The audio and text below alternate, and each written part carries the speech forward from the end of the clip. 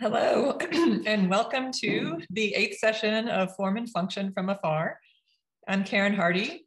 I'm one of the instructors at Book Paper Thread, and I'll be the moderator for this session, which is Shaped Type, Creating Imagery Through Printed Letters with Joseph Lappie. Thank you all for being part of these 3 days of presentations and demonstrations by some of the most inspiring artists and craftspeople in our community.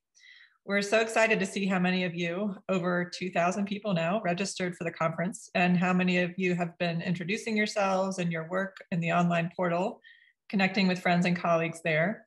We hope you'll continue these connections beyond the conference as well. I want to cover a few things about how the Zoom webinar runs. It's slightly different than a Zoom meeting, which you might be more familiar with.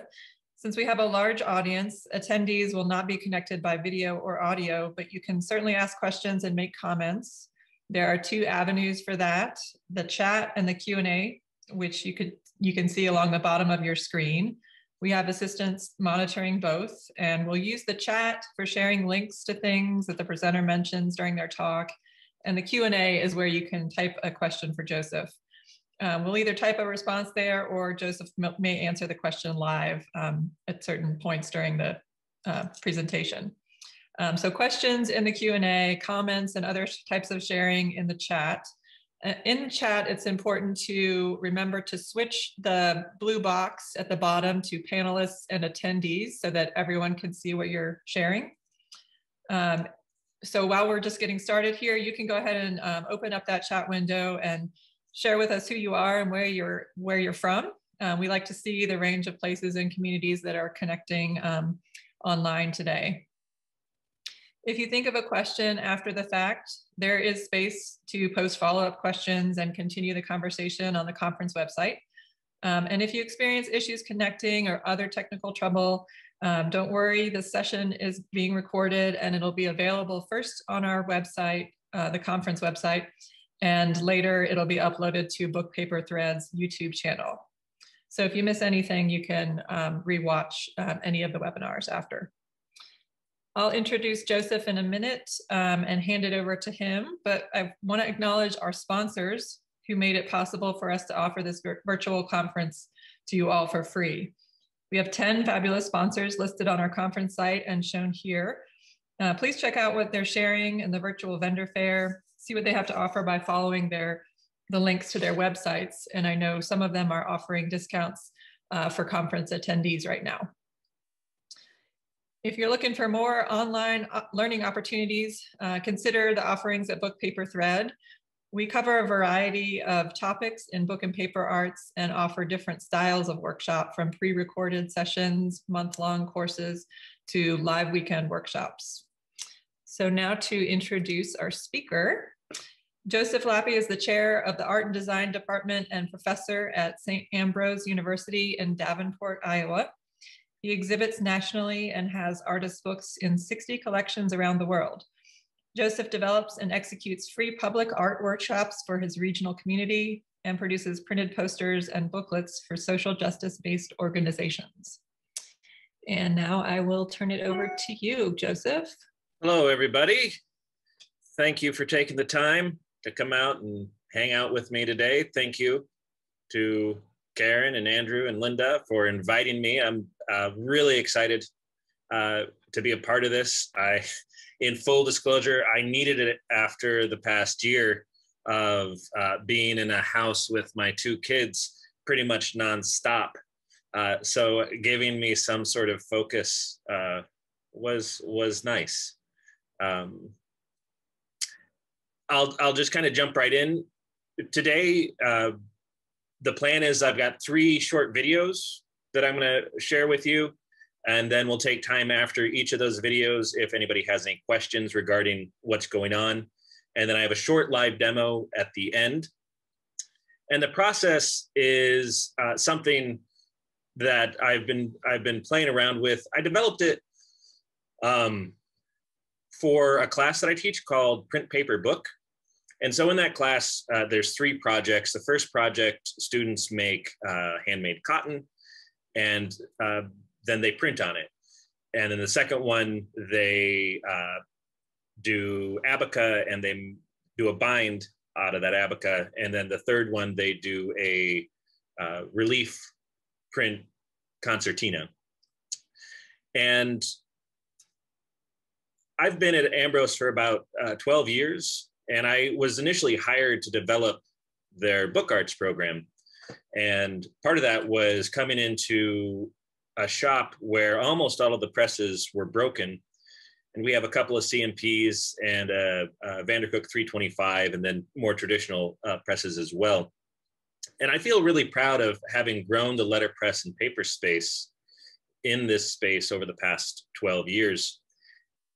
But I found myself, I would teach a letterpress class, but it was mainly for advanced students.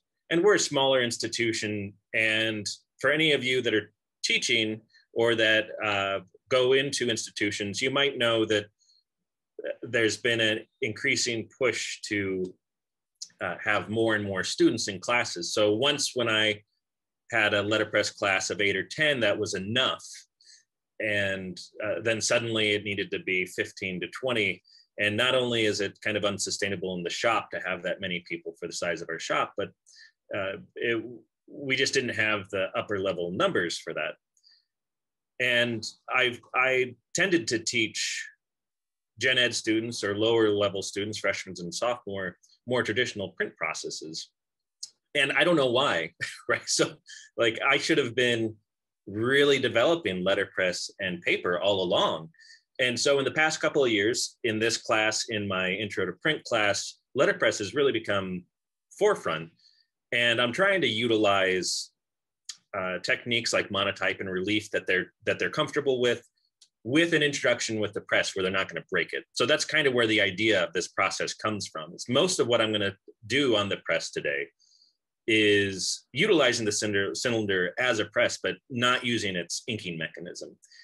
That way students don't end up breaking my stuff. So I think I'm going to get started. The first video is all the prep work of coming up with the idea, and then I will talk to you after the video. So I'm going to share that now.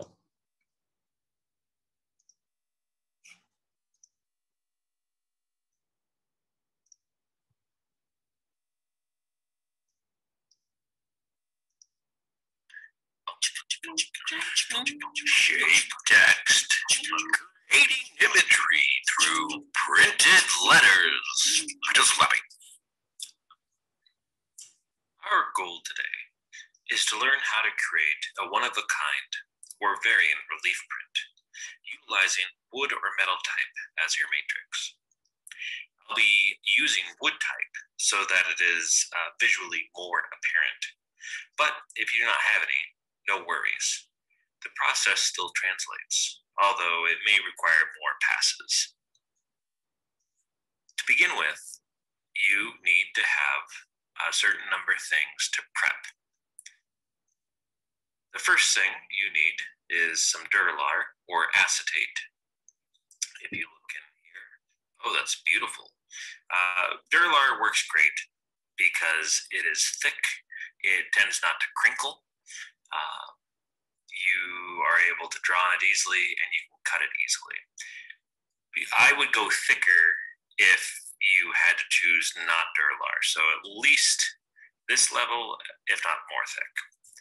You're also going to need some sort of a drawing tool, like a pencil. You definitely want a China marker. You'll want a blade or two. I put both an X-Acto and an Ulfa. I'll be using an Ulfa, but use whatever cutting material is best suited to you. You want a cutting mat, you want a ruler, oh, hello ruler, and you want some paper.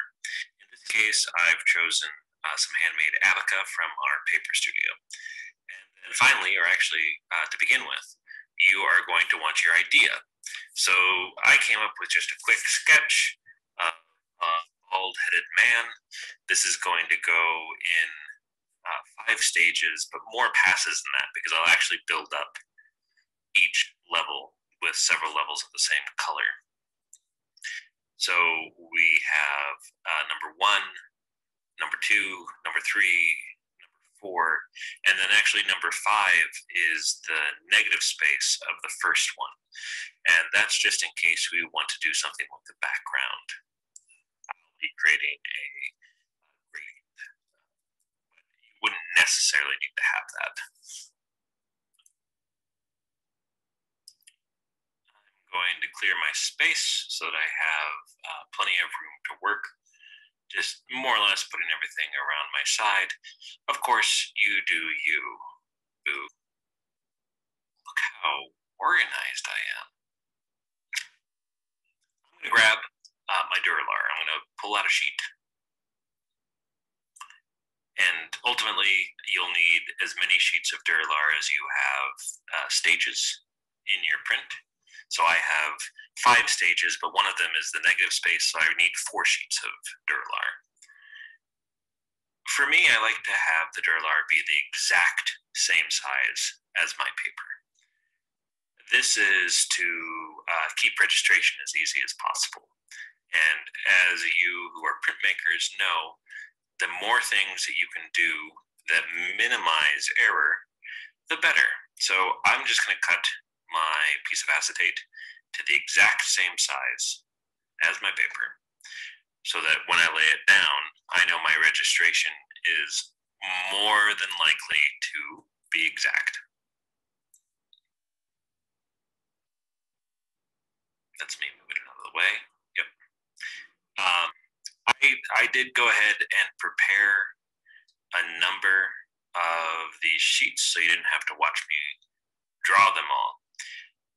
But I think there's a really good process to this, and Duralar is really great because you draw your first sketch, and then you can place your second sheet of Duralar or acetate over top of it and draw that. And then when you're done with it, you remove sheet 1 and you put sheet number 3 on top of number 2, and then you can make your drawing. And you do all of that. And when that's done, you take out number 2 and you put number 4 on top of number 3. Again, this allows you to register as closely as you want to register. I'm going to just show you drawing on this very last sheet. The other 3 were pre-drawn. I like to use the China marker because it makes great lines.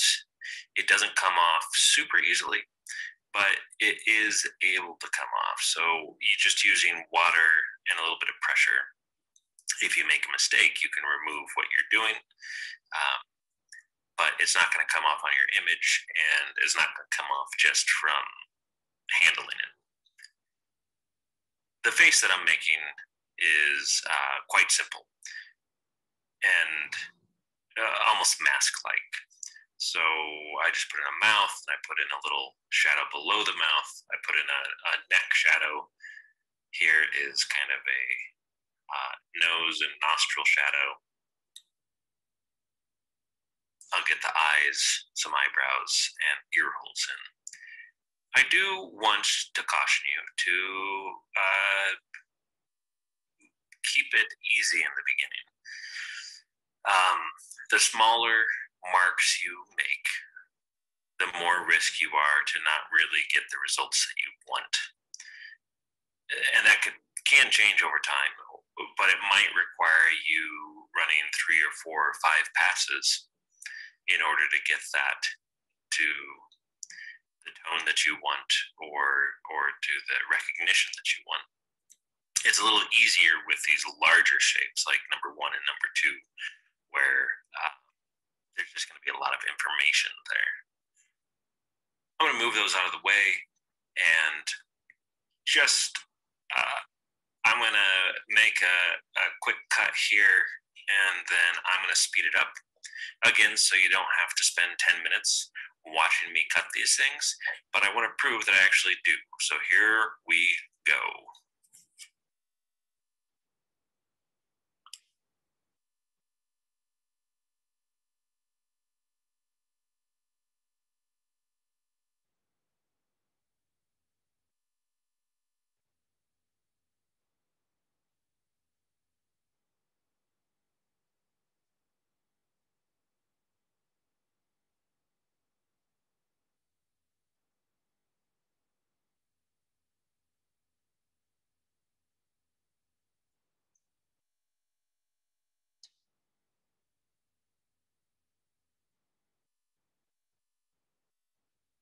I've finished all of the cutting of the Durlar, and now I'm going to lay them out in order just to make sure that I have everything that I want.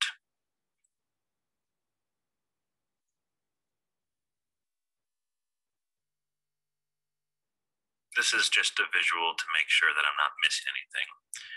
I will miss something, and right now what's going on is I had a numbering error, but what I didn't know at the time, spoiler alert, is that I actually had 2 numbering errors. It all turned out for the good, and it maybe even made for a better piece, but making sure that you have your sheets of acetate clearly labeled is a really good thing to do. And it also lets you know what is front and what is back. And if you need to make it larger, then make it larger so that you don't screw up. So I've got 1, 2, 3, 4, and 5. 5 being the positive space. Now, if you want to come over and join me at the press in a few minutes, I'll take some questions if you have any at this point. Otherwise, we'll go on to the next video.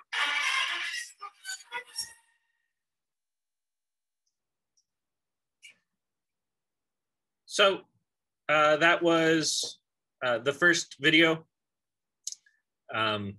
Obviously, I'm assuming the majority of us know how to cut, but also those of you that have tried to teach other people to cut might be surprised at how people don't know how to cut.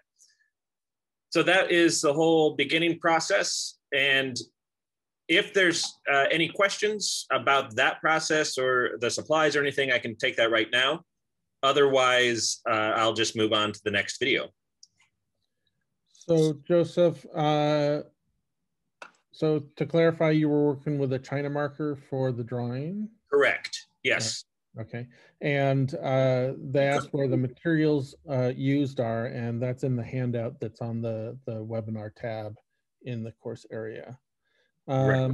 Someone's asking about removing positive or negative space. How you think about that? In terms of the layers and the areas. So do you mask out central areas or exterior areas, or how does that? I suppose the answer in terms of just for what we've seen so far, or what's going on the press, I guess, is the question that I have. Yeah. Why don't we go ahead and wait on that, and maybe it'll be. Yeah, the press stuff is coming up.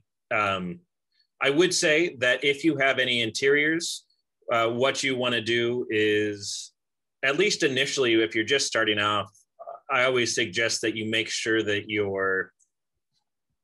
if you have a complex positive negative space within your image, you would lay out the entire sheet and put the stuff that even you're not going to use on there to place the stuff that you will, and then you would remove the stuff that you're not going to use so that it prints out around it.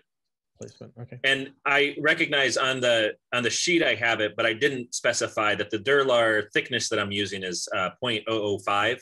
So I want it to be at least that thick. Okay, great. Again, we have some more questions, but they might become a little more clear. So why don't we go ahead then? Okay, so we're good to go for the next video? Yes. All right.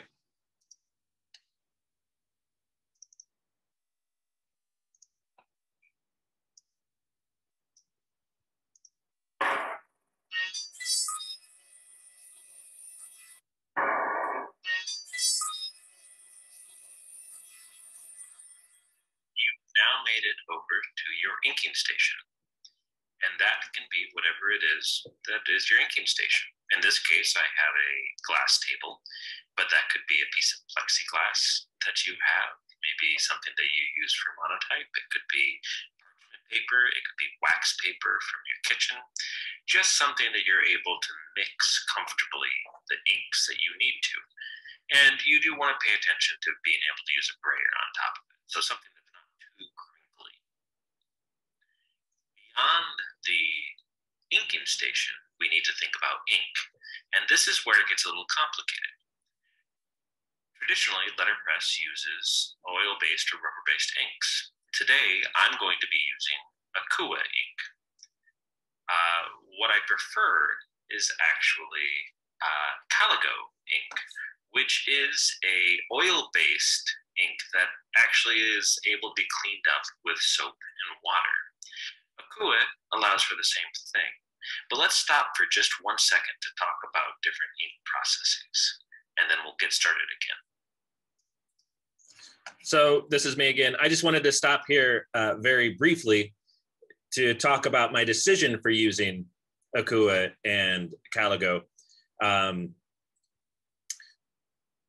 So I don't know how many of you have presses, and one of the things that a process like this can allow, because it's kind of a hybrid between relief printing and letterpress and monotype, is a low level of toxicity. I won't say entirely non-toxic, but a low level of toxicity.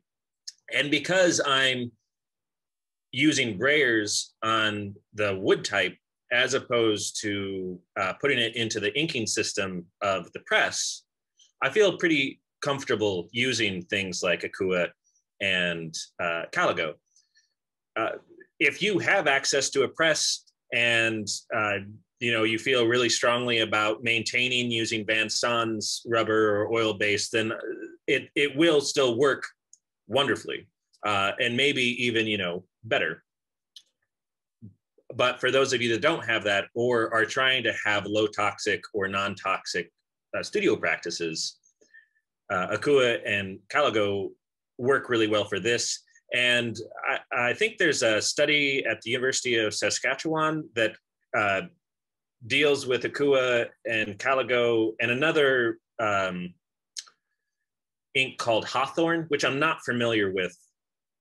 I'm familiar with, but I'm not experienced with, I suppose. That breaks down their uses on Vandercook or on a CMP. And through modification, they have found that different levels of success. But Calico works really well because it can be modified to act quite similar to a oil-based letterpress ink or relief oil-based ink, while also being able to just be cleaned up with soap and water. So I'm going to start this back up. I just wanted to take that moment to say specifically why I wasn't using what would be considered traditional letterpress inks. Now that we are at terms with the inks that we're using, we need to think about the rest of the equipment that we need. One of the main things we're going to need beyond the ink here is ink knives. You need an ink knife for every color that you're going to be mixing, plus a mixing knife. You'll also need some magnesium carbonate to make it thicker. You're going to want some water or mineral spirits if you're using Van Sans. You also want to start thinking about your brayer. So I'm going to be using this larger brayer that's over to my left right here. I also have a few other brayers, and I'm not going to use them, but if you want to bring color in to your image beyond what you're using with your main brayer, it's nice to separate those. Finally, you're going to want to have some sort of color guide, unless you are an eyeballer, which, I totally respect that. But having a guide of some sort allows you to figure out the color scheme that you want. So what's happening here is I'm going to start opening up some ink to get out. This is actually transparency base. I'm now noticing that my camera is being fuzzy, so I whoop. Hey, there we go. And we're back. You can see what I say. Transparency base is designed to create a transparent color without tinting it. So it's unlike white or black ink that would be mixed in there. And this just creates different tonal variations. I'm now grabbing a yellow ochre and a red. With Akua, it needs to be stirred. It settles. And you can see that a tiny bit there. So I'm putting just a tiny bit in. Now I'm going super fast. You're going to see that a lot. Otherwise, this is going to take hours. numbers. Oh, look at that color. My next step is to add some magnesium carbonate. Magnesium carbonate thickens the ink. It helps it stay on the surface of what it is that we're trying to print on. And it also helps with some drying time. So this is particularly relevant to Akua, but is really relevant to anything that we use. I'm adding a little more yellow ochre here to get to the color. I'm putting a little more magnesium carbonate. Again, the magnesium carbonate, unlike a white pigment, does not shift the tint of my ink. Now I'm taking my brayer. I want to make sure that my inkwell, which I see right there, is the same width as my brayer. And I'm going to create an ink slab. I want to do this so that I'm not wasting ink and I'm not wasting brayer. So I just roll. You can't hear it now, but it should sound like kissing. Or some people say that it sounds like bacon frying. I like to say kissing so that I can tell my students, let this sound like a second or third day kiss, not an 8th day kiss. No floppiness. We shouldn't see ink flying all over the place. We just want to know that it's there. So that's what we're trying to do. Just know that it's there. You can also look for what you call like a slight orange peel, maybe a little bit less. Make it look like velvet, not pleather. What you're seeing right now is the lockup of wood type on my Vandercook 325. It's not actually my Vandercook 325, it's St. Ambrose's, but I've been nurturing this sweet little baby for the past 12 years, and so I've come to think of it as mine. This would be the same sort of thing you would do by hand. So I'm just taking my brayer and inking it up by hand. And as we talked about inks earlier, this is a very specific purpose. I'm recharging my brayer, which is going to happen occasionally. I'm making sure that I'm bringing the ink down from the lower part of the inkwell. I'm not plopping it right in the center of it. Otherwise, I'm going to get too inky too fast. I'm back at the lockup on the press.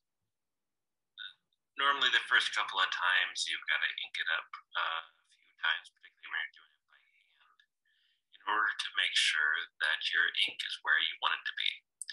I would also strongly caution that what you want to do is utilize junk paper to begin with.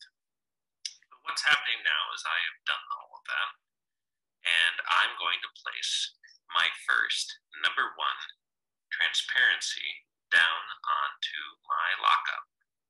And I'm going to just I'm paying attention, but randomly laying it down in a spot that I think is going to work. It becomes much more important later on to be very thoughtful about where you're putting things and why you're putting them there. And that's not only because of the solidity of your print, but also if you find something very important that you want to place in a specific spot to have it there.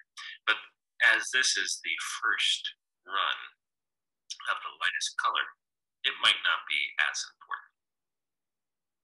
I could be wrong though. I place my paper on top of the acetate, like so, so careful, so diligent. I'm then going to go and get a piece of newsprint, and I'm going to put the newsprint over top. And this mainly is so that I don't get ink all over my cylinder, and so that I don't get ink all over the back of my paper. If you don't care about that, then you can clean those things off. This is just a precaution I do for myself. So we're going to see the first big reveal. I hope you're prepared.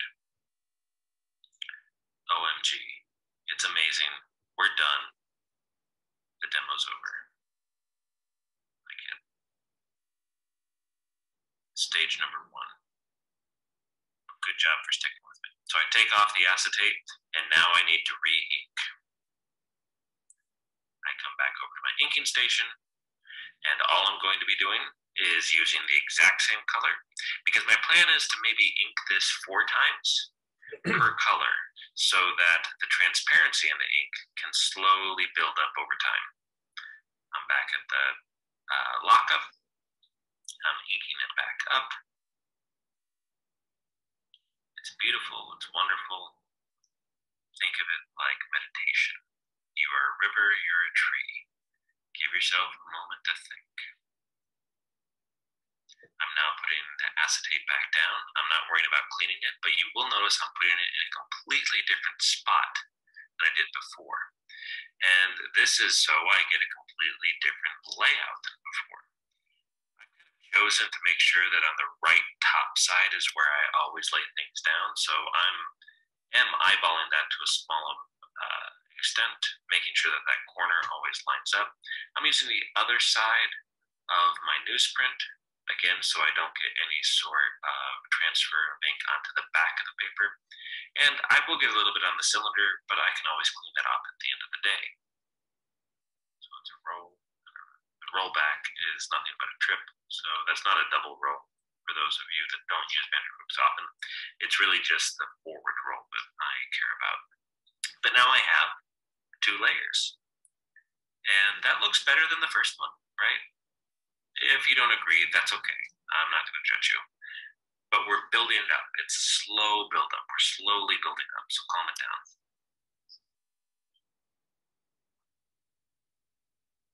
I've re-inked. I'm saving you the time of just watching me re-ink. Other than, I suppose, I'm making you watch me re-inking the type. But maybe that's more pleasant than just watching me charge my brayer. Bringing down my acetate one more time. Again, you'll notice I am placing it in a completely different direction, in a completely different spot.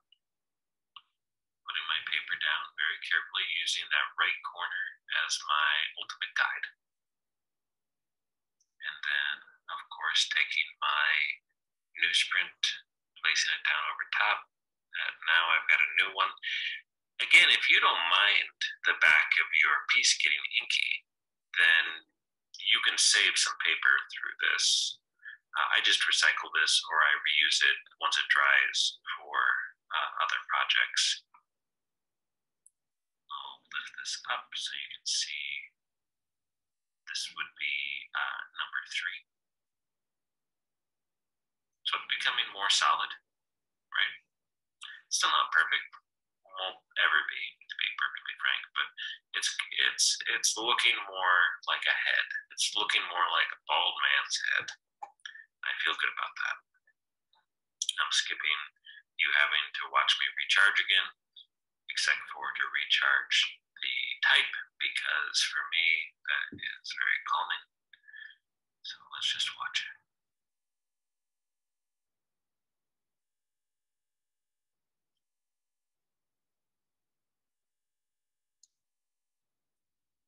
Final acetate goes down. This will be layer 4 of acetate 1.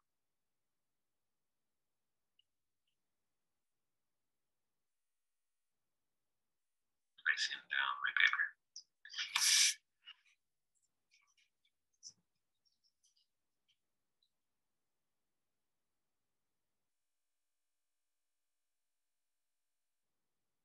Newsprint on top again, just to make sure that I minimize eating on things. The chunk.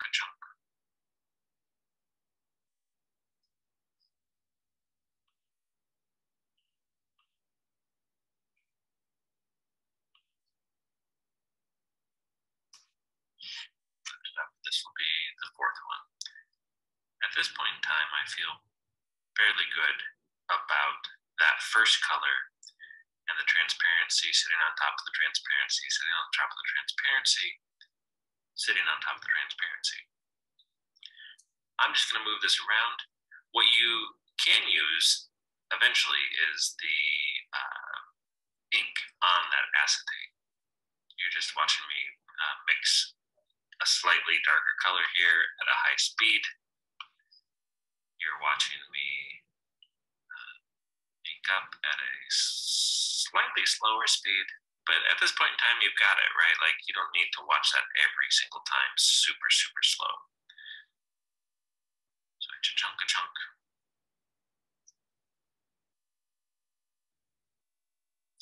And now I've got the first layer of round 2. And you can see on the left side there where you can start to see more oranges. And I really like that. I like that you can see some of the type, but it's starting to form a particular figure. Or, you know, if you aren't into figures, landscape, etc., that's just me inking fast. That's me inking super fast. I'm putting it back down in a different position, laying it out again.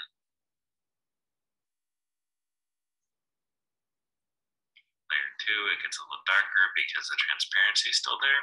So the transparency is sitting on top of the darkness, the second layer, as well as sitting on the first layer, which gives us some shadow and tonality. We get into the third round, which again, by moving it every single time, leaves a little bit up to chance, but it also allows you to really get to know your lockup. Right? Like, you're the one responsible for knowing where you want things to go. If I wanted a number 8 to fall on the forehead, then I need to arrange the way that that works. There is some level of not knowing to this process, but as artists and as craftspeople, we do have a responsibility of knowing and not knowing. And that's what I'm really excited about with this process, is how to know and to not know at the same time. I really like that.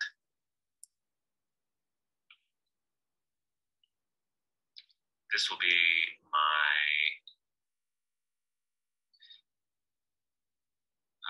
first run of my third color. And here's the thing. I don't really like it. And so I'm going to take a pause, and we're just going to talk to each other for a second about what you saw.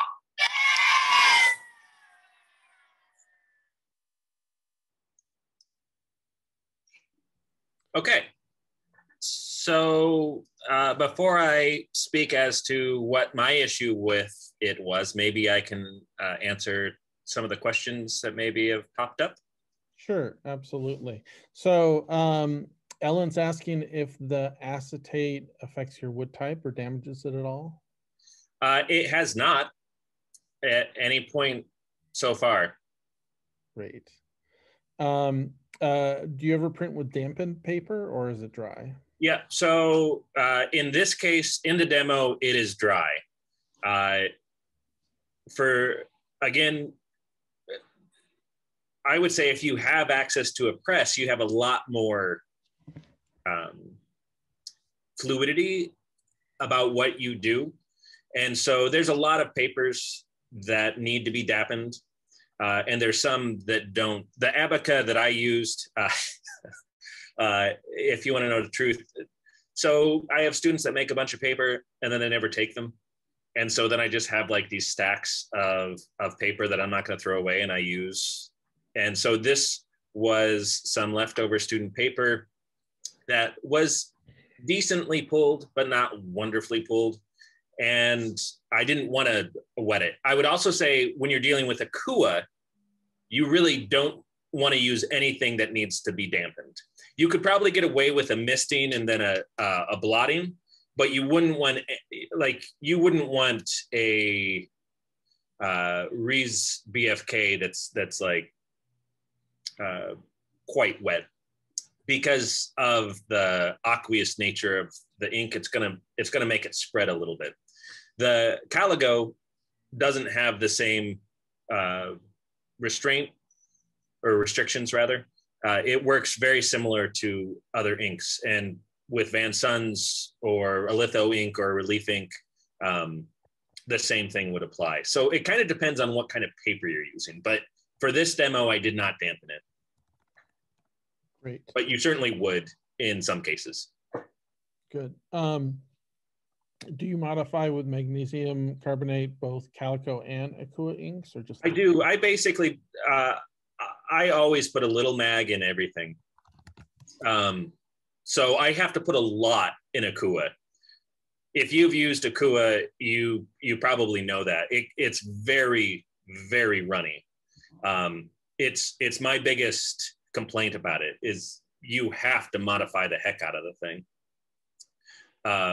With the other, I put a little bit in, but just a small amount. And part of that's just to aid with a little bit of drying process and to even things out.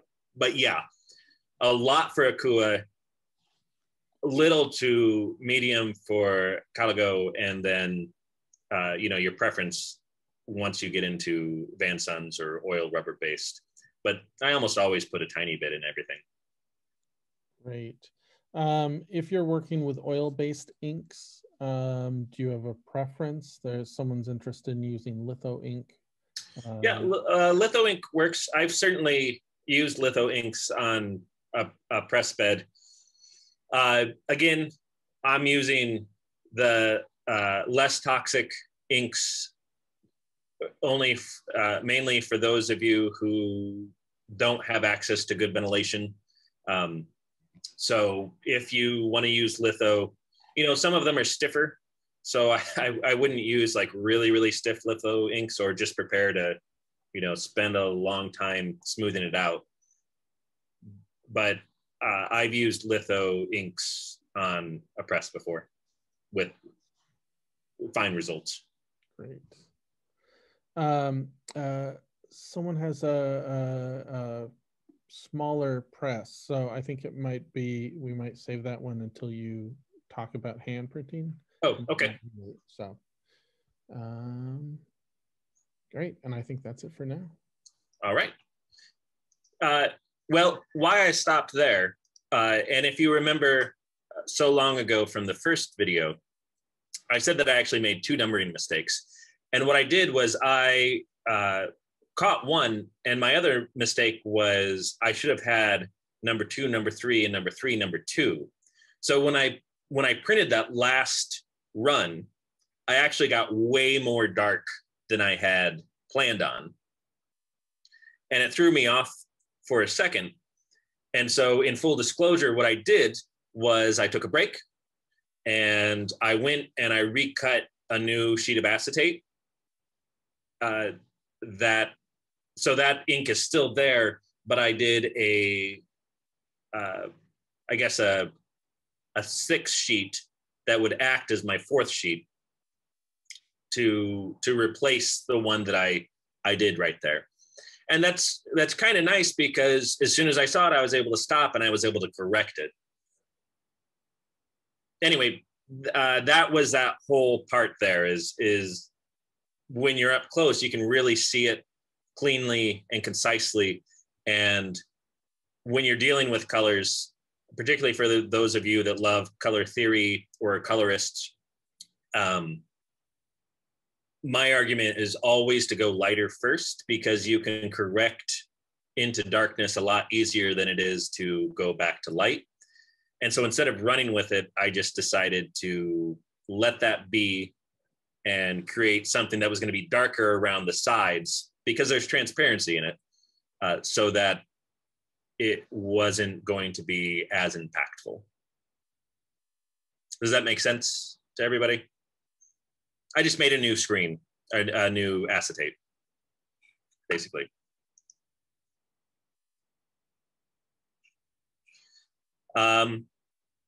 If nobody has any more questions, I can start on the final video. Why don't you go ahead? Okay. And I do apologize. I think for a brief part of time, the widget will show up, but it will disappear in theory soon.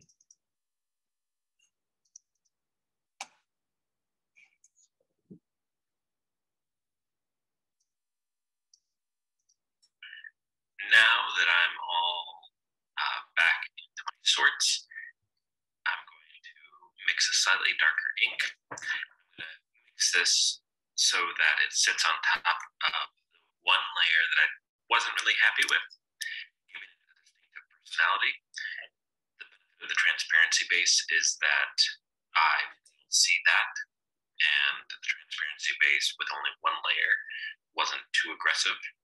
And so I'm just building up this image. For you ASMR people, here we go.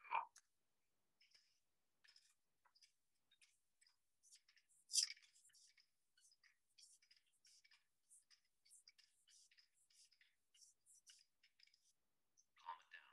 We're back. So I've got my new color.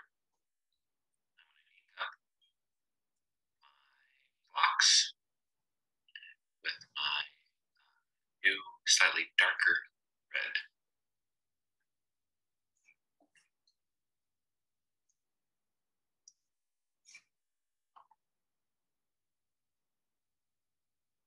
Begin focusing on just particular parts where I feel like the acetate is going to lay down on. I take my new sheet and place it, being mindful of what's going to be exposed and what's not. I take my paper, lay it down, and place it using that right corner.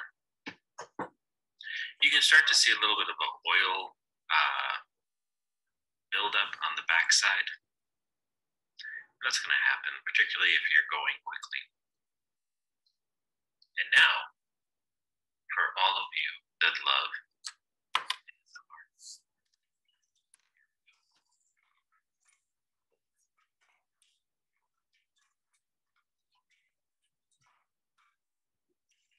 the business that is only me, we call that the chunk.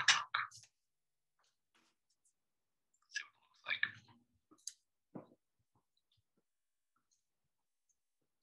I feel pretty happy with that.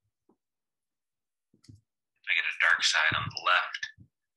Some of the darkness that I didn't really anticipate is still blending with the colors underneath.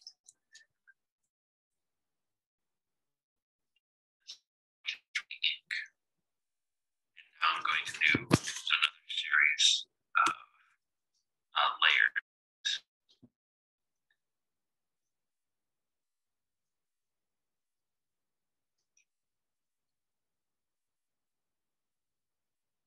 I almost put the print down first, which would have been more complicated, but I didn't. Different direction, laying it down. Good, solid. Ka-chunk, ka-chunk.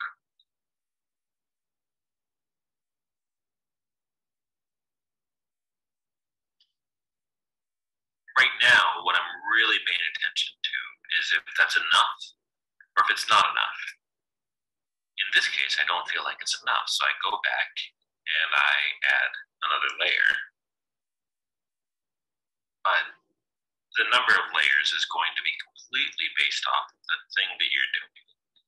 And you should know yourself and your process well enough to be able to decide when you feel like you can continue and when you need to stop. The worst thing that's going to happen is it doesn't turn out the way that you want it to.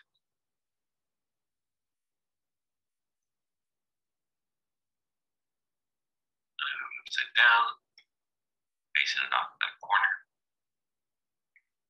Trying to keep things as clean as possible. Ka-chunk, ka-chunk. And we're back in. I'm starting to be able to see the darker elements. These are pretty great cameras, but as you can see right now, I have gotten fuzzy again. I'm just starting to realize that. So, whoop, wow, and we're back, folks.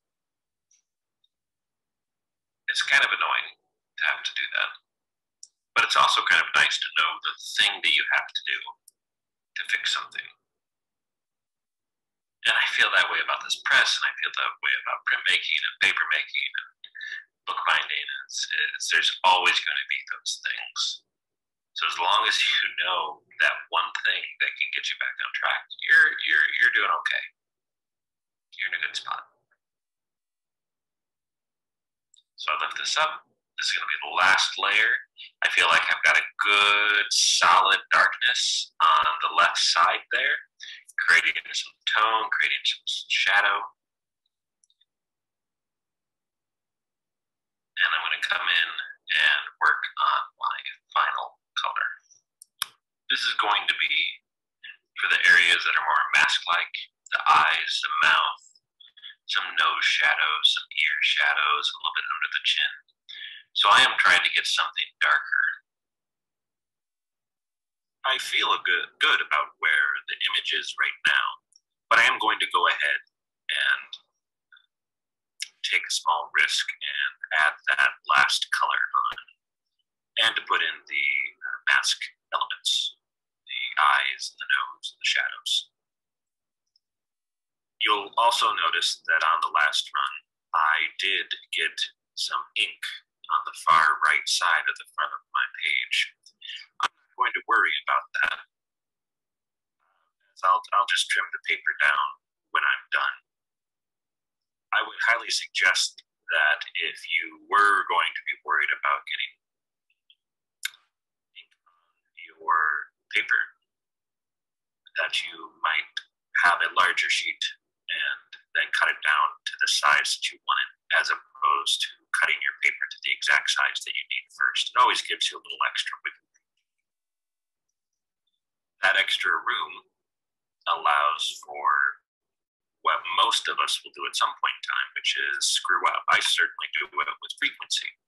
And then if you don't screw up, you can just cut down your paper, go home to your partner or family or kids or your mirror or your dog or your cat or your fish, and tell them what a really good job you did. You're proud of yourself, pat yourself on the back, ask them what they think. They will inevitably say, feed me. Hopefully it turns out okay. That's all right. But remember, this is a layering process. So I'm gonna do one more. I can see it. I can see the eyes. I can see where the nose is. I can see where the mouth is. All of that's looking great. But I'm going to be very intentional on this next level of where I lay down my acetate, because I don't want to put it down into a spot that doesn't have a lot of surface area. Otherwise, I'm going to be doing this again and again and again. And I also want to be careful about my ink layering, right? So I did this quickly over the span of about 4.5, maybe 5 hours.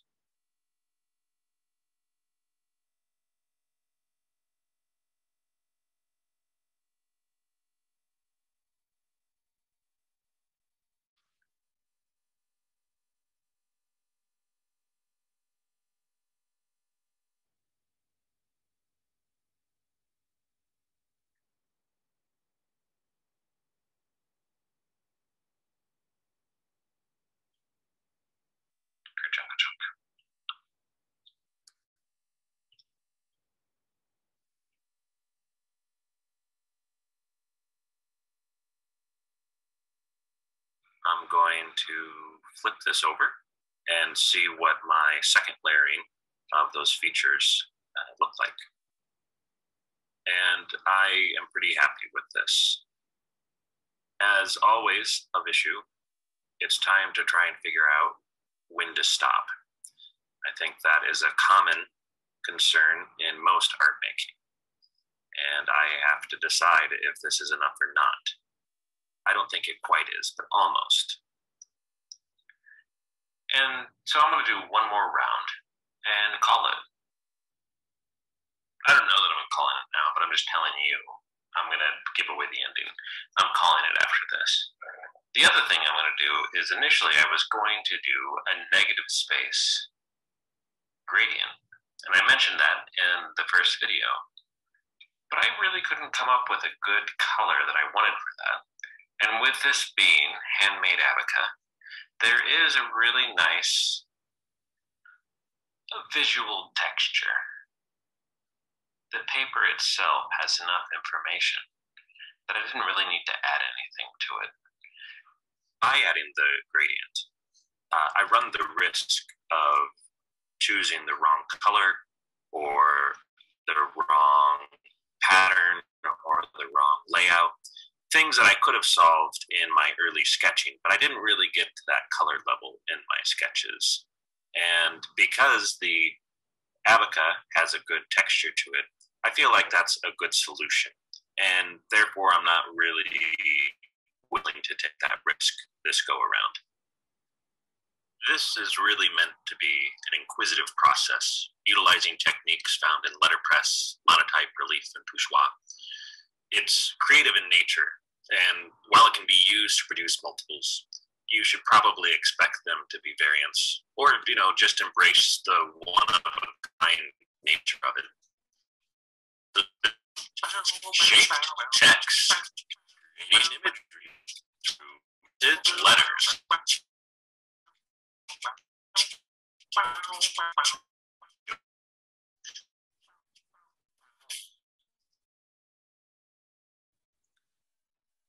Okay.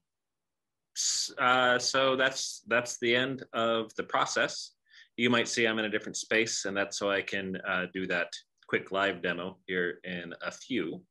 But maybe we can go through some questions if anybody has any questions. Yeah, absolutely.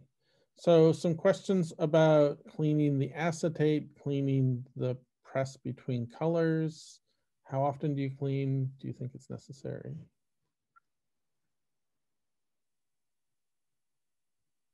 Well, it is necessary depending on what you're doing. So with what I did, it was basically a monochromatic process going from light to dark. I mean, it may be more analogous, but I was using the base of the color before. And so I didn't clean the press because I wasn't getting the cylinder dirty. And I didn't mind having there be a little bit of grunkle ink on the type as I went forward. That being said, if I were doing something that was more color difficult, absolutely, I would clean the press at the very least in between the stages. So I did 4 stages of one, 4 stages of the next, 4 stages. So at the very least, I would clean in between those stages. And if it was even more complicated, I would wash off as needed. With the acetate, because I was using Akua or the Caligo, I just used water. I did not, we're not going to get to it today, but there is something really fun. And I do have a of student work that I'm going to show you. And just keep in mind, it is student work. But there was a student who did a bunch of runs and then accidentally put his sheet upside down. So the printing of the type onto the acetate actually ended up offsetting onto his final piece. And it came out really loose, really soft, no crispness at all, but quite pretty. And so if we had more time, we could explore that. But I would say, see what that looks like. Otherwise, if you really don't want it, clean it off.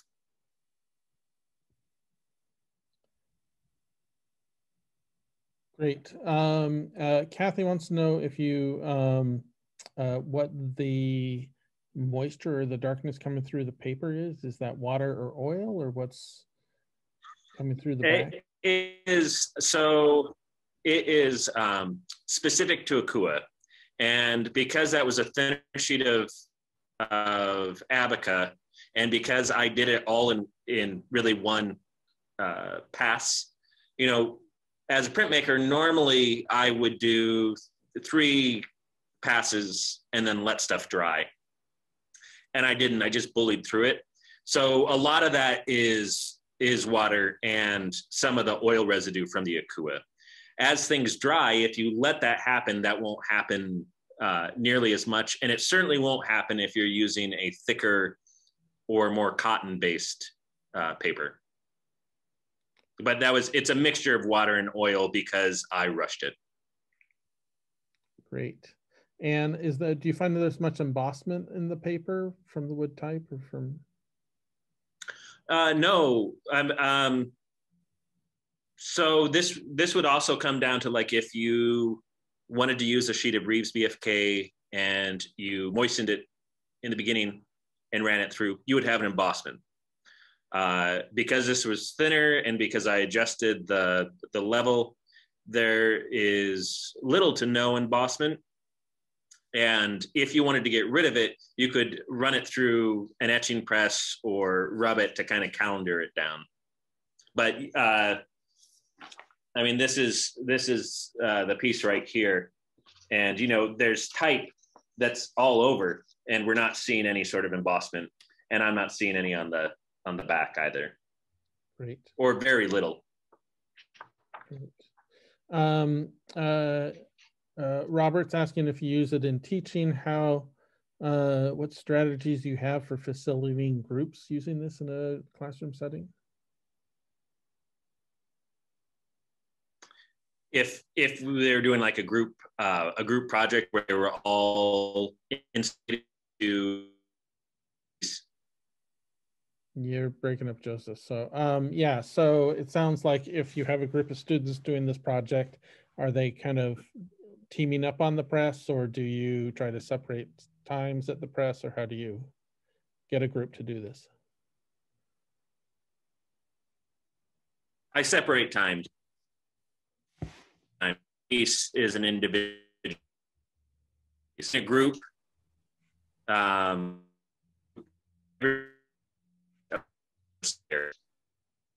I haven't done that. Everybody always is responsible. Okay, Joseph, you're really breaking up a bit, so why don't we maybe address that in the end? So, Joseph, you may have frozen. If you can hear me, if you want to maybe go ahead and do your new demo. I don't know if you want to log in again. Oh, it looks like he may be doing that, so we'll give him just a moment.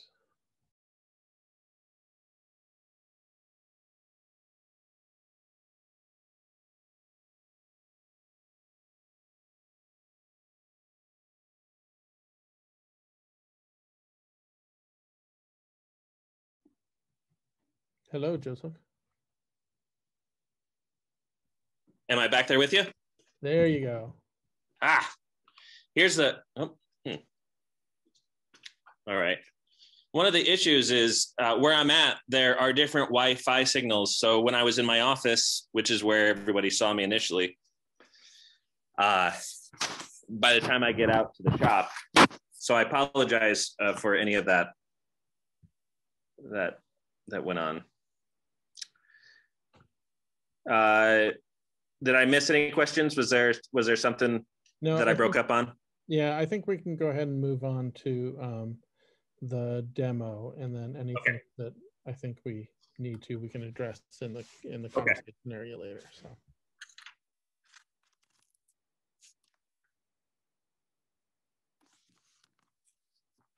Let me switch to this.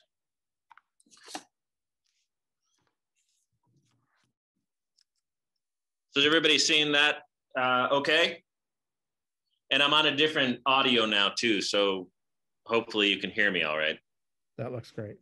Okay. Yeah, looks good. So if you don't have a press, there's still ways to do this. And, you know, to the chagrin of anybody who's a letterpress printmaker, you don't need a press to have wood type. You can go basically to any picker's place and find wood type that they'll sell you for $10 a letter so that you can spell your kids' names.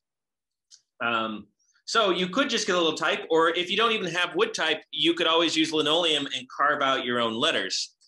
I'm using a chase and I'm using coins, but let's say you don't have a chase or coins or furniture. You could also just very carefully using blue tape, something that's not going to be super sticky that you can take off and tape it around so it stays kind of in a unit. And you could work with that. So I've prepped everything here just because I knew this was going to be the end and I wanted to make it quick. But I have my type. I made a little tree. I've got my green. I've got my brayer. So more or less everything in terms of what you do is kind of the same. So I'm just inking the sucker up.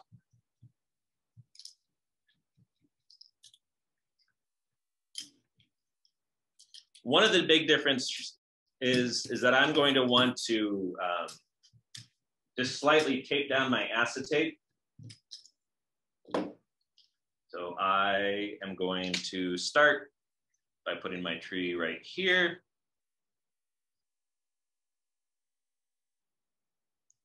I'm just going to take a little blue tape. And I'm taping this down because we're doing it by hand. And so we tend to be more brutal than the press is to things. And this just kind of keeps it in place. And then in this instance, I just have some kitikata, which is just Asian-based paper. I'm going to lay that down on top. And I'm actually going to do the same thing. This blue tape works really well. It doesn't really pull up any fiber. And any fiber that might pull up is going to be on the back. I'm just going to do that a little bit. And then you have a choice. I might just give it little rubs. It's a really good kitty cat. You could use Björn. This is kind of big for this though. So, oh, I don't know what's going on there. I think I dropped something. That's not intentional. That I think is a drop of the transparency base, but we're just going to run with it. A bone felder works okay, but also a wooden spoon, or in this case, it's not wooden, but you know, just like not a metal spoon can work really well. And then oftentimes I'll just take a piece of newsprint. So those of you who are relief printers, we're just spooning the thing, right? It's also really nice to be able to teach people how to spoon. I'm just going to come on.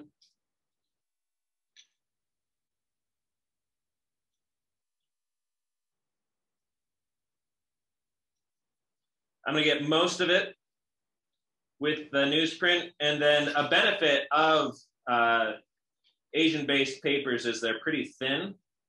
And so you can kind of see what you've done right and what you've done wrong. The downside is you have to be careful about how hard you rub because you can easily rip the paper.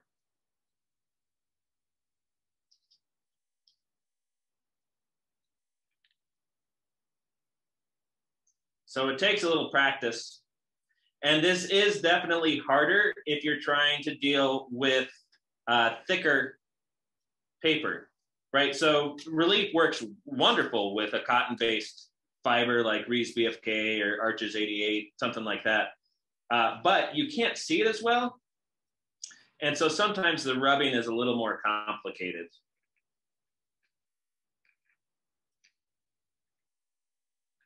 The other nice thing about the tape is that if you don't know if you're done, you can just take up one layer and check it out.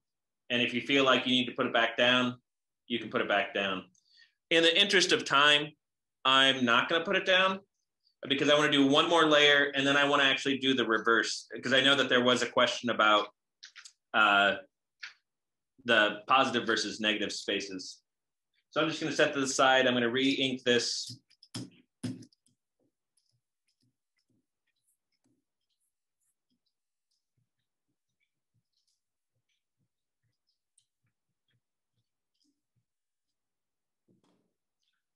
I can then set my paper down, or rather my acetate down.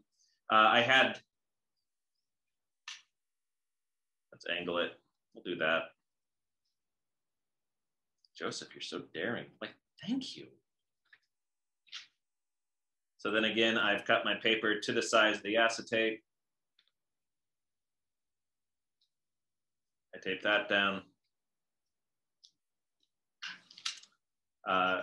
You can always start by just giving it a little hand rub. Everybody likes a pat on the back. Put this down. Let's say I don't have a spoon, but I do have a bone folder.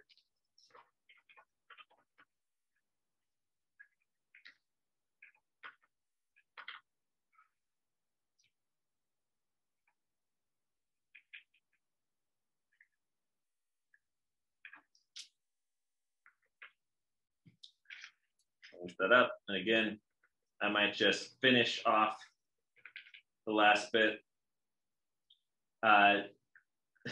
It's kind of funny, like gently but firmly. So you got to kind of figure out what that is for each of you individually. I can lift this up and take a look at it. So now I have 2 of those colors. And again, I'm not going to continue on for the interest of time, but this would be the time where you'd say, well, that's great, but I really want it to be as complete as possible. And if you want it to be as complete as possible, then you keep building it up until you get it to the spot that you like it. Let's say you want to do the inverse. So I'm just going to take this rag. I'm wiping everything off really quick. I'm gonna wipe this fella off. It's really wet, and I didn't mention this time I am using the Calico, and I don't remember who asked, but it took way less magnesium to get it comfortable, and it feels like traditional relief ink. In fact, not necessarily for I don't know that I'm ready to commit to it in my personal work, but with teaching, I'll probably be making this shift because my students are so bad at cleaning up. It takes them so long and then they still do a bad job. Not because they're bad students, just because it's new to them. And this is easier to maintain. So I've also pre-prepped. I mean, this is gonna be so ugly, I'm sorry. I just made a yellow because I was making a green and I was like, oh, I got yellow, I'll just do that real quick. So if this is wet, and like I said, that little weirdo drop on the paper was from the transparency base. So you wanna make sure that this is nice and clean.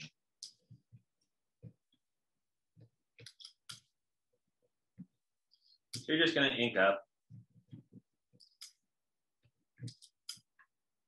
Remembering that you're not trying to print the most beautiful sentence in the world. You're just trying to create something atmospheric. So I've got that. What I would do is I'm going to take this and I'm going to, let's see. Yeah. I'm going to set it down. I put an F here, and I put an F here for front, so I'm going to put my interior on. I then remove my exterior. And I'm trying not to use tape on this at all, so I'm hoping that the ink more or less acts as a adhesive. I am just going to briefly set this loosely on top so that I can place my paper. Let's take this blue tape off. If you feel like you're using blue tape and it is pulling fiber, I'm giving it a tiny bit of fiber. You can put it on your shirt and reduce the tactility of it, and you'll be okay. So I'm just going to, oh, actually, you know what? I have an even better idea. Instead of trying to line this up for you guys, what if we just do this? What, Joseph? No, yes, it's happening. I'm just putting my acetate there. It's small. And then I put it down. And by hand.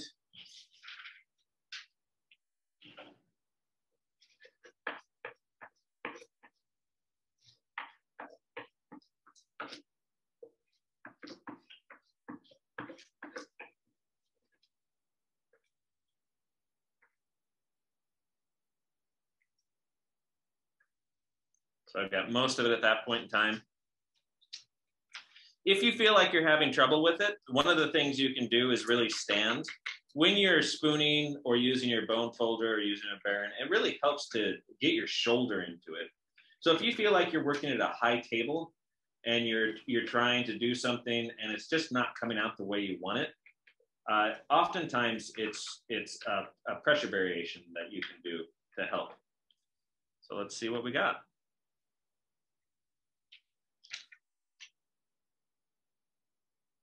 So again, I could continue to work that up as much as I want to change the colors.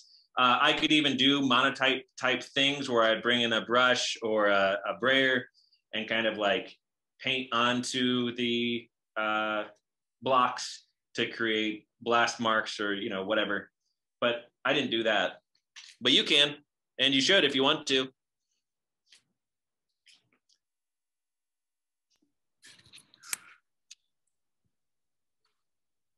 So I think that's the end of that part. I'm gonna bring you back to me, I think.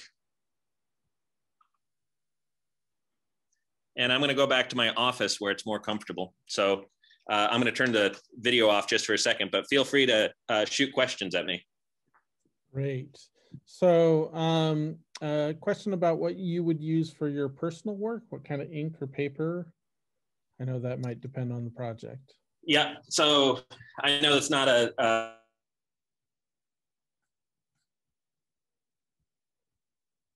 oh, let's try that again, Joseph, when you're back in your office. I really am liking where Caligo is going. And if I were at home without access to a really good ventilation system and without a rag system that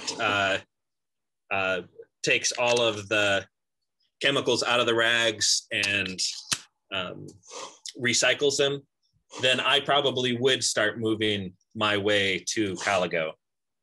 But because I have access to the space that I have right now, and because I have this rag system and disposal system that is taking care of a lot of that toxicity, I still tend to use, you know, Van Suns or things like that. Great, great. And those were brayers that you were using to ink out? Brayers, yep. Okay, great. We've kind of moved on, but in the chase or that picture frame, you had wood type, you had some coins for tightening or locking up. Correct. And then some reglets, some of the thin pieces of wood to furniture and reglets, yeah. Okay. But again, if you don't have furniture and reglets, you can use little bits of cardboard. You just have to have it so it's not going to be wobbling around, right? Like it's really important for it to be tight if you're running it through a press. But if you're doing it by hand, as long as it's not moving all over the place on you, you should be okay. Great. And there was a question, I answered it anyways, but you shouted out your Midwesternness by talking about the pickers, which many people don't understand. So the antique malls. Antique malls. Yep. For finding some of that wood type. So, yeah. Great. And I'm just looking back through. So again, with these Akua and Calicos, the cleanup is just with water. Yeah. So Akua is really just water. Although when you finish up, you might want to just hit it with some sort of, you know, 1 or 2 spray of a glass cleaner or just a standard cleaner.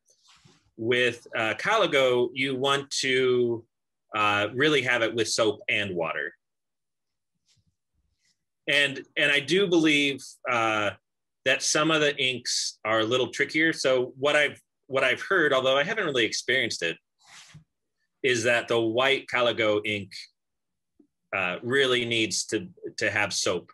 Otherwise, it just kind of smears around for a while. But in truth, I haven't experienced that on my own.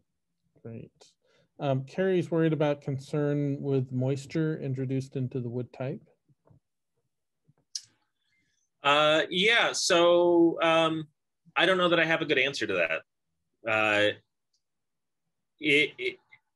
it's not, I suppose, in terms of like cleaning.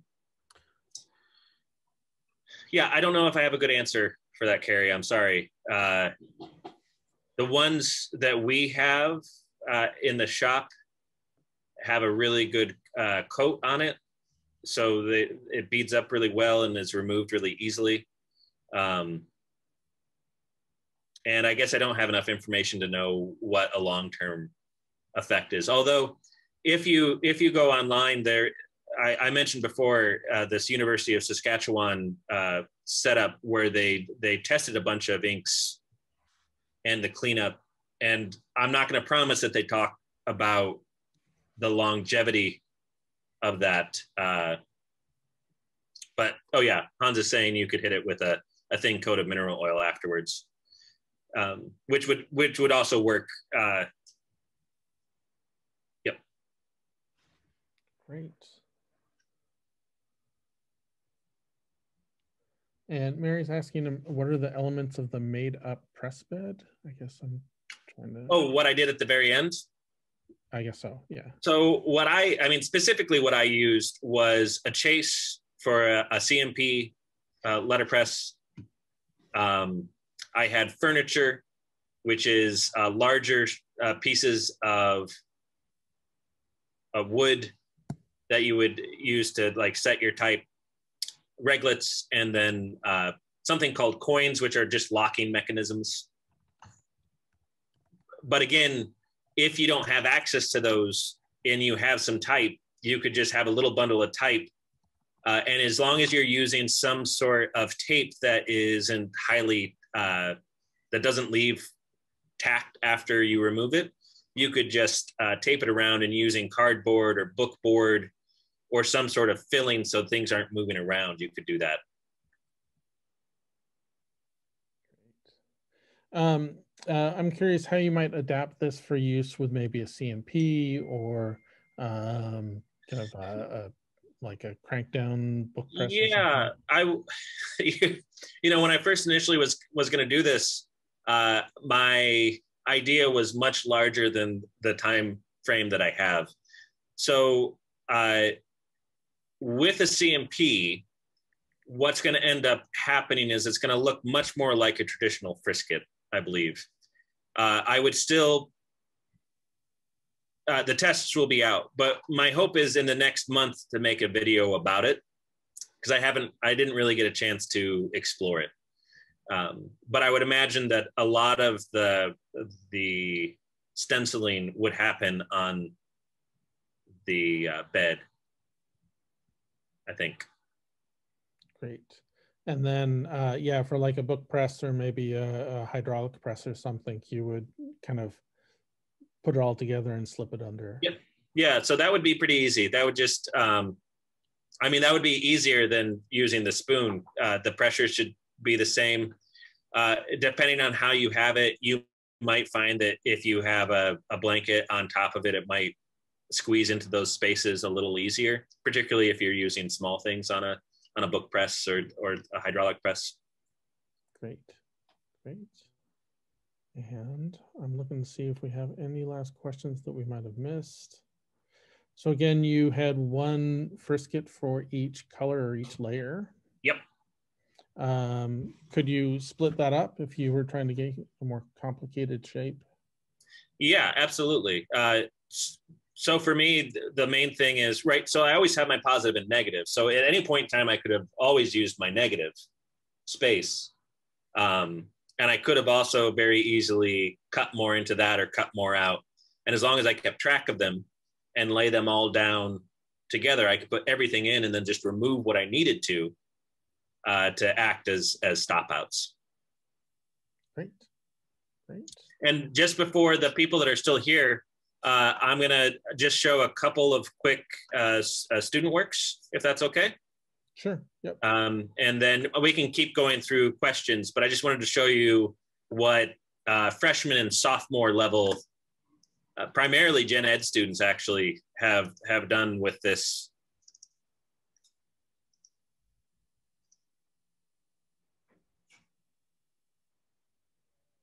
So I'm not going to pretend like these are the most amazing things in the world, But these are people that have zero experience with letterpress and zero experience with paper making. And this is what they've made with their very first project. In art, in a lot of cases, you know, I think it's different state by state, but in a lot of cases, our students, I come in with students that haven't had art since grade school. So they haven't had an art class since 5th grade. So it's this. I try to keep it simple for them, and I ask them to think about landscapes. So, you know, a rolling wave. And then the second project, in some cases, I have them actually take some of the cast-offs that didn't work out for them and turn it into book covers. And again, never bound before. So these are people, their first time binding books.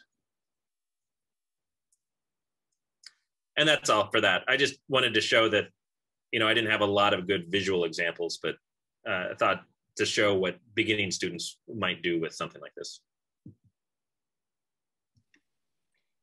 That's great to see, because I think there were several people expressing interest in teaching this to their students, not only people doing it for themselves. That was a great presentation. I'm only sorry that you couldn't hear me laughing at your jokes. It was not only educational, but entertaining. So thank you so much. I'm gonna finish up. I think we're out of time for questions, but if anyone had more that they didn't get answered, they can follow up on the conference conversation site. So. And I would like to also just quickly state that I do that first, but I do not mind if you're going to use it in classes and you want to contact me. I'm just art@josephLappy or josephLappy.com. And so I don't mind sharing this information with you. It's not mine to keep, and I've certainly based it off of a lot of other people's work, including Karen's with Poussoir.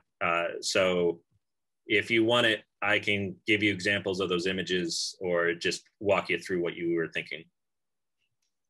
Excellent. Thanks for the generosity. I love, you know, trading back and forth and sharing ideas. So I appreciate that. And I think I have a few wrap-up slides and we'll talk about what's coming next. Thanks again, Joseph. Thanks. All right, just want to remind everyone that we're on social media if you want to follow us or sign up for our mailing list on our website to get the latest book, paper, thread news. We've got a few classes coming up that I'd like to share. Kakeshibu and Washi with Linda Marshall, February 27th. Books for photographers and printmakers with Andrew Hewitt, March 3rd. And the storage book with Karen Hardy at March 27th. And again, a reminder of where you can find all of the recordings for these webinars. These presentations are under the webinars tab, and where you can continue to share questions and comments with all of our presenters under continued conversation on our website. Our next and final presentation will be Todd Pattison's That's Probably Good Enough, 19th Century Bookbinding Mistakes. That's this evening if you're on the East Coast at 7:30 p.m. We hope to see you there. And Book, Paper, Thread, Andrew, Linda, and I thank you for joining us. Have a great day.